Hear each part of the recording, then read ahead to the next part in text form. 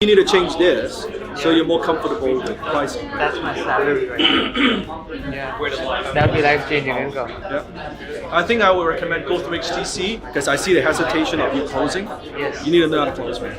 I don't. Yeah, you need to know how to close, how to present your offer, and how do you speak with conviction when you're asking for that kind of money. Yes. Right? Yeah, 10,000 money. I'm gonna get that bill. Hey everyone, welcome to week 2 of our recap of HTC, High Ticket Closer. And today, as always, I've got Ranbir with me. Both of us are going through the course together because both of us are entrepreneurs and we're trying to improve our skills in terms of selling and closing. So, Ranbir, what did you think about week 2?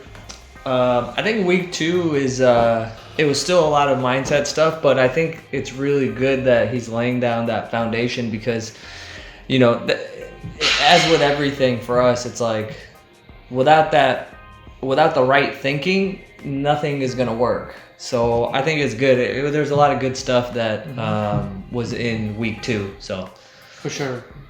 Yeah, one thing I really liked was in each and every week they give us assignments, right? So in week 1 they gave us one of the main assignments was to create your vision board.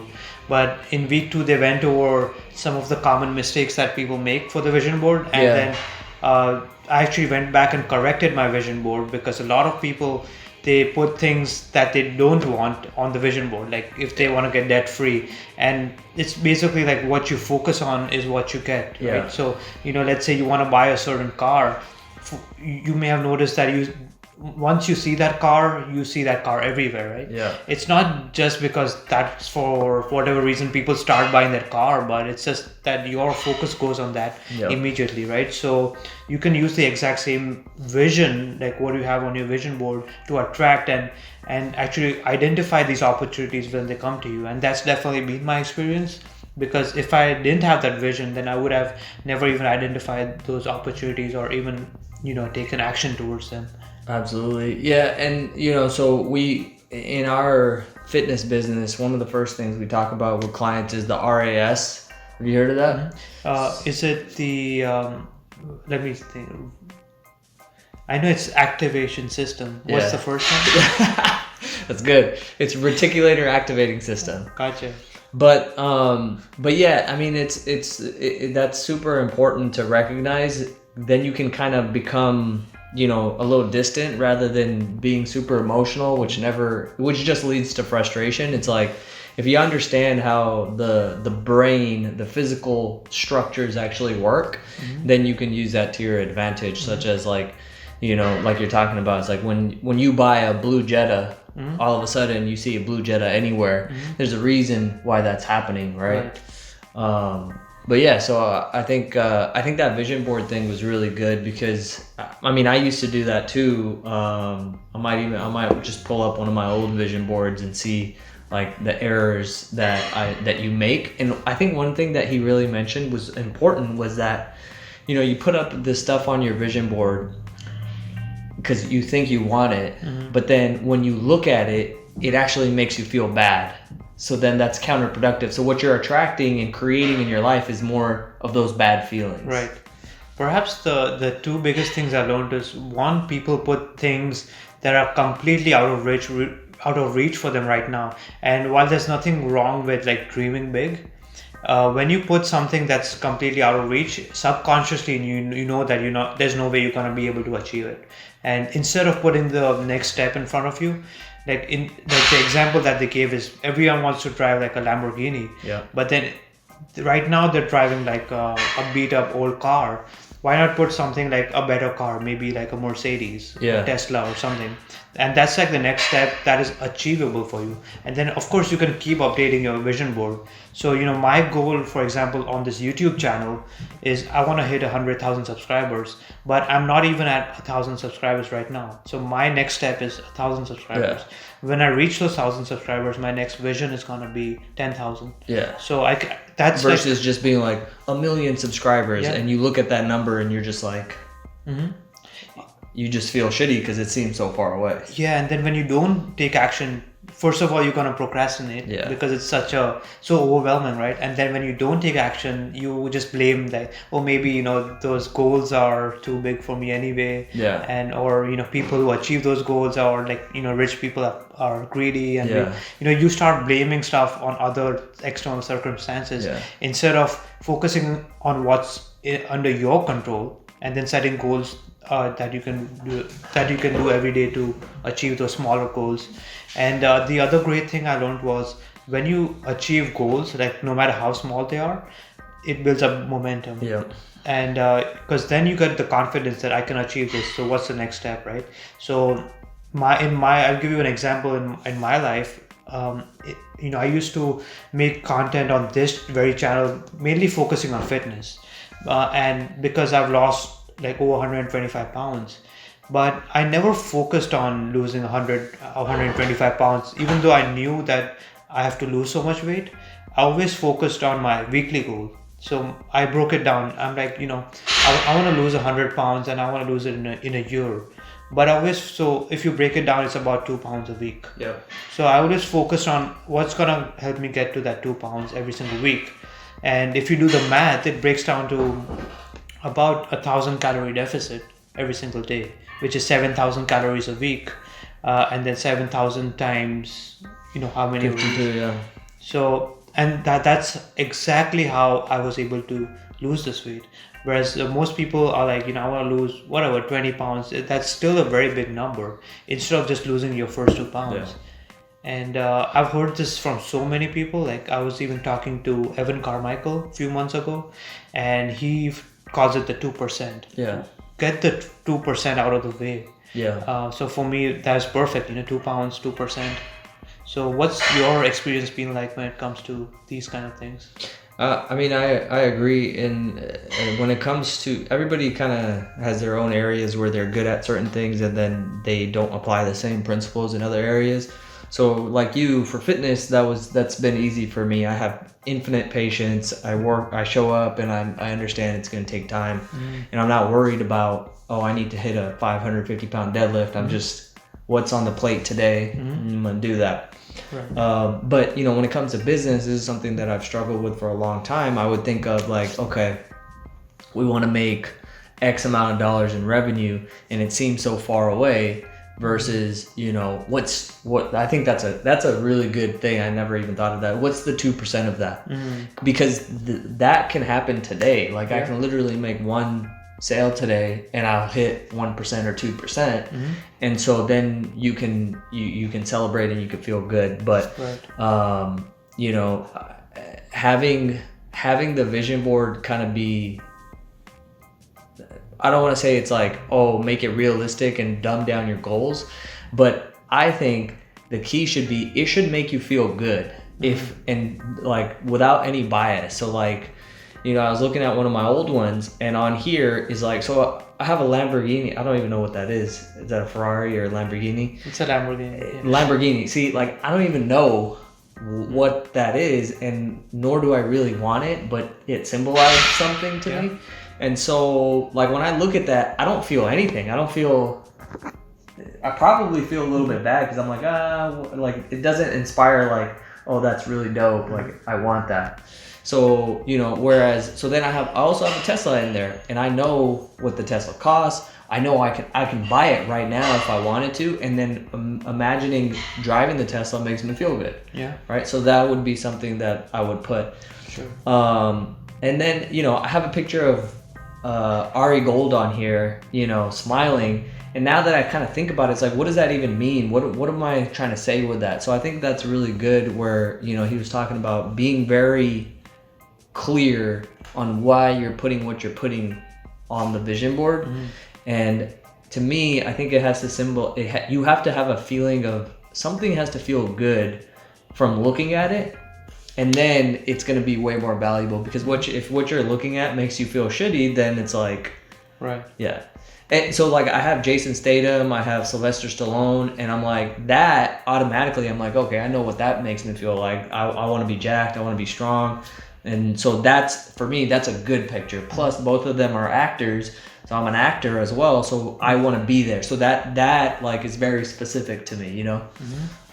But yeah, I think that was a good topic that he covered as far as like going back to that homework. For sure, yeah. Just clarity is power. You know? As long as you're clear about what exactly do you want in your life, right? Most people don't even think about what they want. You know, they just want something because they either wanna impress someone, or maybe someone told them that this is what they should do, right? You should go to school and you should get a job or whatever. You know, it's not even what they want.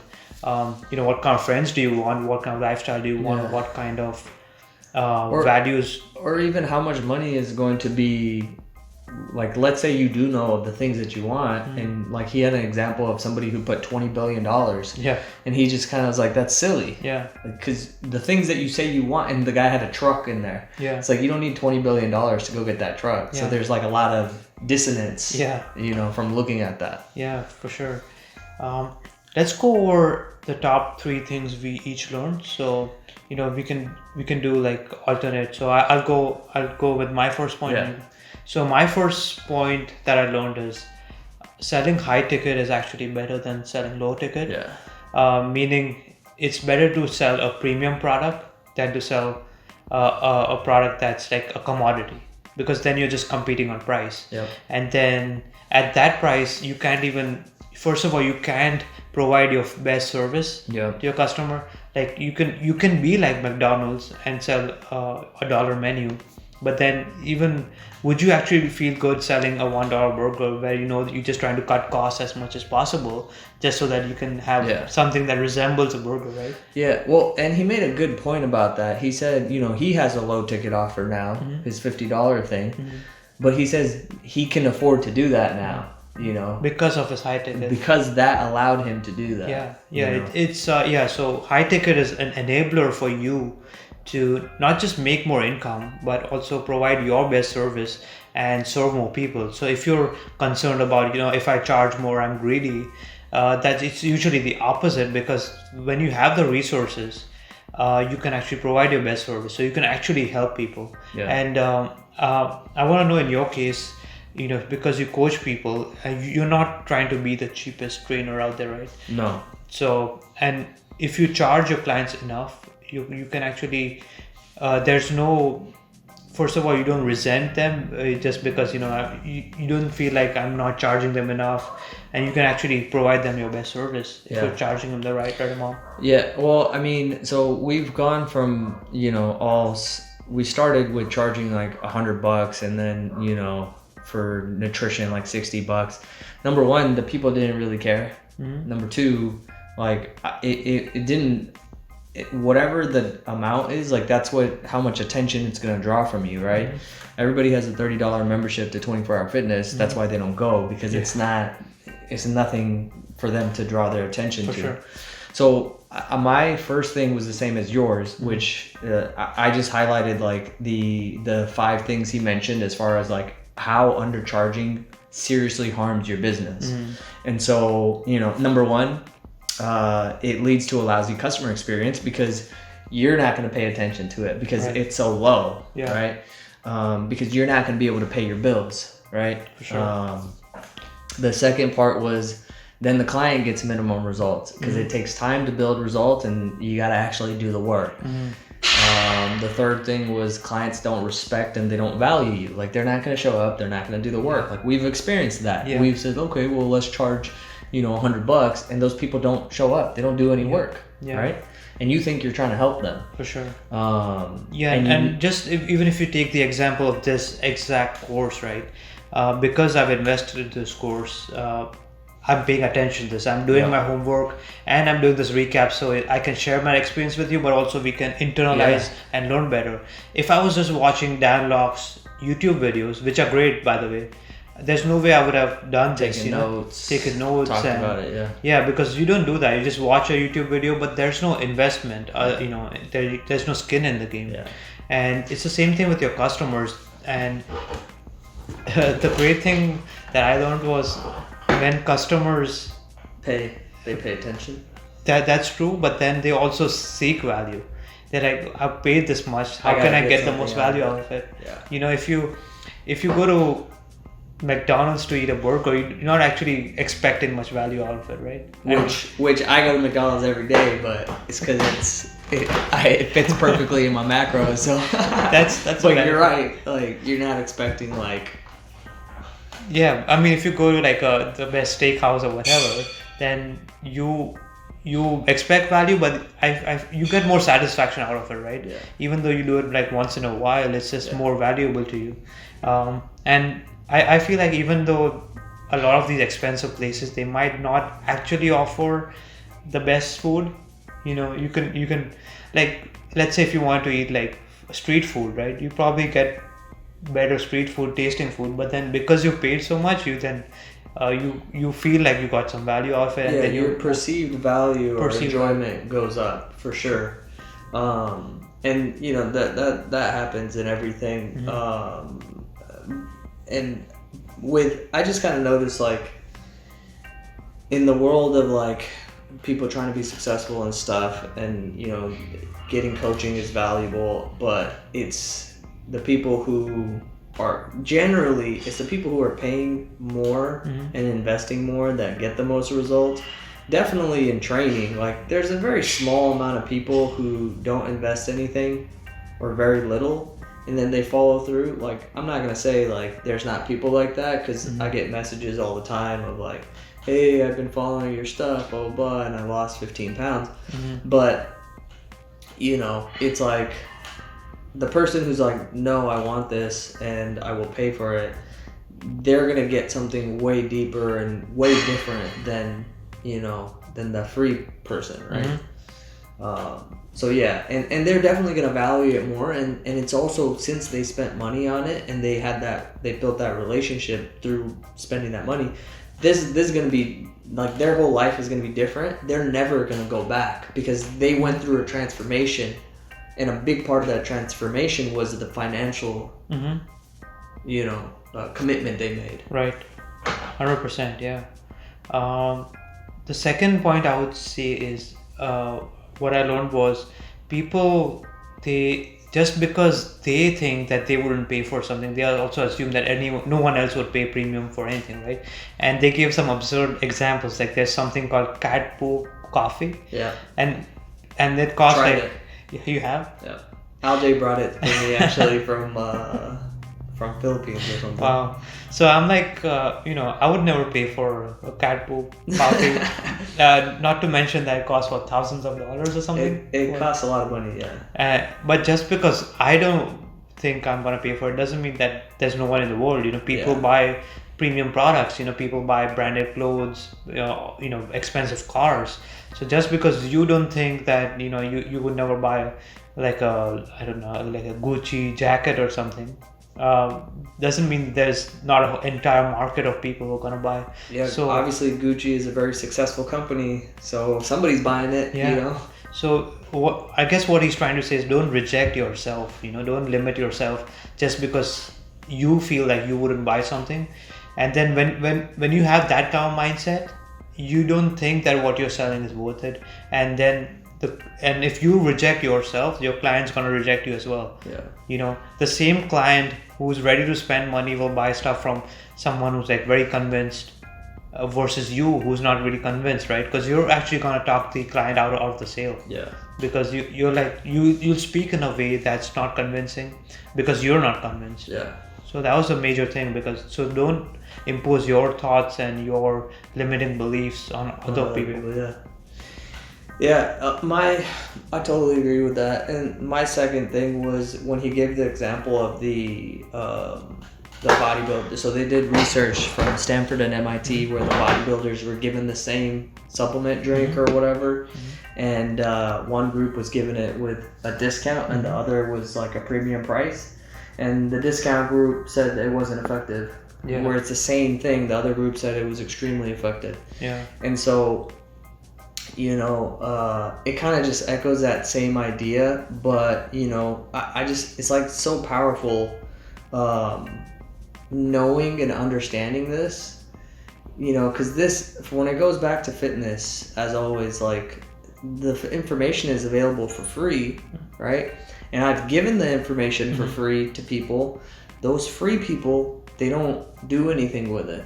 But the people who have paid, they're more enjoyable to work with. They do the stuff. It's overall, it's just more fun way to do business, in my opinion, because they're doing the stuff, they're getting the results. I'm getting compensated for my 15 years of experience, and it makes it from both sides a more valuable investment. And so that having that research was very powerful, and it reminded me of another thing where it was like they call it the Pygmalion effect, which is basically like a self-fulfilling prophecy, where they took this group of kids, and one, they treated them like they were like this, completely random. They treated kids like they were not intelligent and treated them a certain way, and then treated another group and treated them like they were super intelligent, were supportive, and blah blah blah. Both groups rose and fell to the expectations. Wow. And so understanding that is very powerful for yourself, but also for when you're trying to create something of value to sell.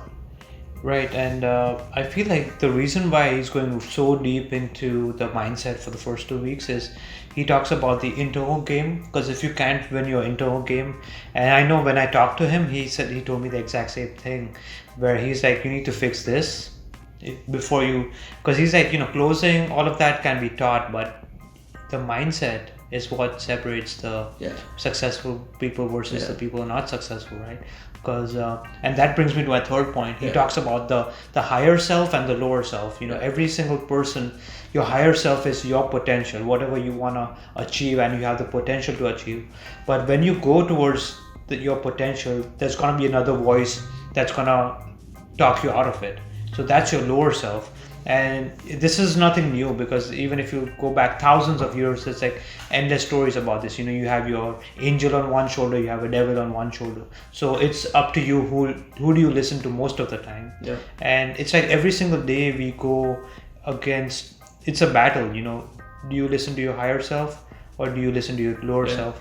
And even like growing up, like I grew up in India, and even you hear all these stories of like the Bhagavad Gita, right, which is like the main religious book over there, and the main story about the Bhagavad Gita is it's like there's a battlefield, and there's two main characters, there's Krishna and there's Arjun, and then some people theorize that they're actually just one person, but Krishna is the higher self, Arjun is the lower self, who's trying to, so he's on the battlefield and he's there to fight. And his potential as a warrior, or his duty, is to win the war, which is what Krishna is guiding him to do. But the Arjun is talking himself out of it, and he's like, no, I can't fight against my own brothers, and or those kinds of things.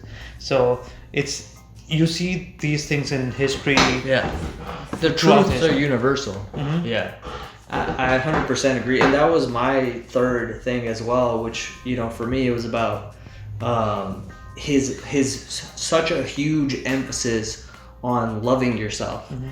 I think that was really fascinating, and again, it just solidifies so what our message is always like, the number one thing is love, and everything that is the truth, that's the universal truth, that is the core of everything, and that's all there is. The only time where you begin to see all these doubts and negative things is when you put this lens on, and it's dirty, right? And all you have to just take it off, and then the truth is there again, right? And so that was very I think that was the biggest takeaway for me, is you have to love yourself and talk to yourself in that way, otherwise it's not going to work. I mean, I've gone back and forth throughout my career as well, of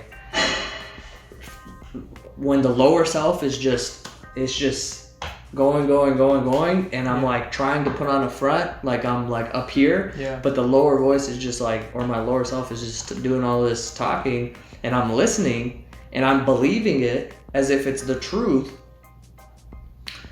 then the success is never sustainable.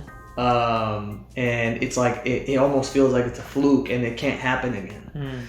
And then, as I've practiced and like every time I hear that, I'm like, no, that's not the truth. And then I just observe it, and then I go back to, I forgive myself. Then the lower self is like I said, it's like that filth on the lens. It's just clearing the lens, and you realize that it doesn't even really exist. So that's interesting. You mentioned like, Arjun and Krishna are the same thing, is one. And I think that is very true, because if you believe that this actually exists and it's like some evil thing, versus okay, I see, like this is just something that's teaching me and it's actually not real, so I forgive myself and I love myself. And then you kind of focus on like his whole what was that at the end, the creed. Yeah, or the affirmations. Affirmations. He had a creed that, so basically, it prevents you. He gave the example of a CD, right? So this CD that you have been playing yourself all your life, you gotta scratch it out. So scratch it so badly that you can't even play it anymore. Yeah. And then replace it with like these positive affirmations, that because it's not just your own voice, but then other people also have a lower self. So when you try to go towards your potential, people are gonna bring you down. And the analogy that you may have heard is crabs in a barrel. Yep. So it's there's nothing new about this. Bucket of crabs. Yeah, pretty much. It's part of our DNA, right? If crabs do this, and I think I've read somewhere that our DNA is not that far away from a crab, right? Yeah. In terms of evolution. So it's just naturally gonna happen when you try to achieve anything successful. Like even like in my story, when I lost all this weight, people were so negative about it. Yeah. And it's something you should be aware of and also expect. It's just gonna happen. And I think it just goes to like, because we're always afraid of that. I've always been afraid of like, if I do this and I build a super successful business from my computer, and I'm just helping people lose weight and blah blah blah, and I'm not doing it the traditional way of like working long hours, then other people have something to say about this, Right? And even if they do or don't, it's created in my mind. Right. And so I think it all just comes back to like, if you focus on loving yourself, then you can repeat those affirmations or those statements that you want to be true from your higher self, because they are true. And then if you just repeat them, and then like you said, scratch that CD. Yeah. Wow, so I think that was a lot of content. Yeah. These lectures go on for like, this one was like 4.5 or almost 5 hours this time. Yeah, it was like so it's a lot of stuff. We try to consume it like an hour or two every single day, and then we do a recap like this every single week. But I'm excited because the homework for this week is actually learning about different personality types, because how you communicate with people with different personalities is different. Because oftentimes you think everyone likes to communicate like you do, but often, like in most cases, it's not the case, and that's why a lot of parents have a hard time convincing their children to do something, because they have different personalities. So I'm excited for that, just learning more about the psychology behind just people. Like people are different, right? They think differently, they communicate differently, and if you can identify what how they think or what their thought process is, then you can definitely become a much more effective, not just a salesperson, but effective in general. Yeah, I agree. Awesome. So if you want to keep up with our recaps, this is a 7 or 8 week course. So we're gonna do this at least once a week, and just keep coming back and learn from what we learn. So that's the ultimate goal, right? Just sharing what we learn makes us learn better, but then you can also learn from what we're learning along the way. So thank you so much for watching, and I'll see you next time.